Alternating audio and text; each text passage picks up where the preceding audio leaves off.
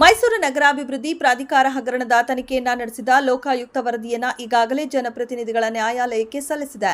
ಲೋಕಾಯುಕ್ತ ಸಲ್ಲಿಸಿರುವ ಈ ವರದಿಯನ್ನ ತಿರಸ್ಕರಿಸುವಂತೆ ಜಾರಿ ನಿರ್ದೇಶನಾಲಯ ಜನಪ್ರತಿನಿಧಿಗಳ ನ್ಯಾಯಾಲಯಕ್ಕೆ ಅರ್ಜಿ ಸಲ್ಲಿಕೆ ಮಾಡಿದೆ.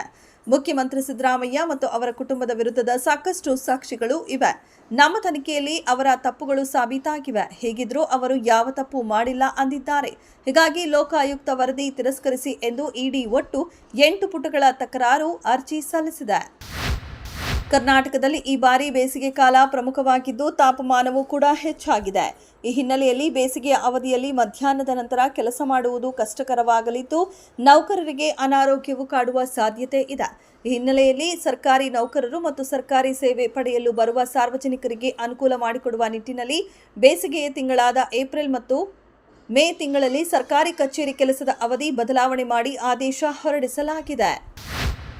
ವಕ್ಫ್ ಕಾಯ್ದೆ ತಿದ್ದುಪಡಿ ವಿರೋಧಿಸಿ ಕಲಬುರಗಿಯಲ್ಲಿ ಎಸ್ಡಿಪಿಐ ಸಂಘಟನೆ ಪ್ರತಿಭಟನೆ ನಡೆಸಿದೆ.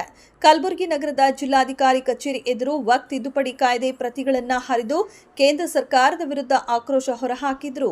ಕೇಂದ್ರದಲ್ಲಿ ಮೋದಿ ನೇತೃತ್ವದ ಬಿಜೆಪಿ ಸರ್ಕಾರ ಬಂದ ನಂತರ ಮುಸ್ಲಿಮರ ವಿರುದ್ಧವಾದ ಕಾಯ್ದೆಗಳನ್ನು ಜಾರಿಗೆ ತಂದು ಮುಸ್ಲಿಮರನ್ನ ಹತ್ತಿಕ್ಕುವ ಕೆಲಸ ಮಾಡುತ್ತಿದೆ. ಅಲ್ಲದೆ ಮುಸ್ಲಿಂ ಸಮುದಾಯದ ಆಸ್ತಿಗಳ ಮೇಲೆ ಅನಗತ್ಯ ಹಸ್ತಕ್ಷೇಪ ಮಾಡುತ್ತಿದೆ.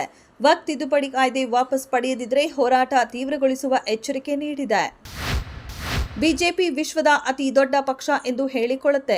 ಆದರೆ ಅದು ತನ್ನ ರಾಷ್ಟ್ರೀಯ ಅಧ್ಯಕ್ಷರನ್ನ ಆಯ್ಕೆ ಮಾಡಲು ಸಾಧ್ಯವಾಗಲಿಲ್ಲ ಎಂದು ಸಮಾಜವಾದಿ ಪಕ್ಷದ ಅಧ್ಯಕ್ಷ ಅಖಿಲೇಶ್ ಯಾದವ್ ಲೋಕಸಭೆಯಲ್ಲಿ ಹೇಳಿದರು. ಇದಕ್ಕೆ ಪ್ರತಿಕ್ರಿಯಿಸಿದ ಕೇಂದ್ರ ಗೃಹ ಸಚಿವ ಅಮಿತ್ ಶಾ, ಇತರ ಪಕ್ಷಗಳಿಗಿಂತ ಭಿನ್ನವಾಗಿ ನಾವು ನಮ್ಮ ಅಧ್ಯಕ್ಷರನ್ನ ಒಂದೇ ಕುಟುಂಬದ 4-5 ಸದಸ್ಯರಿಂದ ಆಯ್ಕೆ ಮಾಡುವುದಿಲ್ಲ. ನಾವು 12 ರಿಂದ 13 ಕೋಟಿ ಸದಸ್ಯರಿಂದ ನಾಯಕನನ್ನ ಆಯ್ಕೆ ಮಾಡುತ್ತೇವೆ ಎಂದು ಟಾಂಗ್ ನೀಡಿದರು.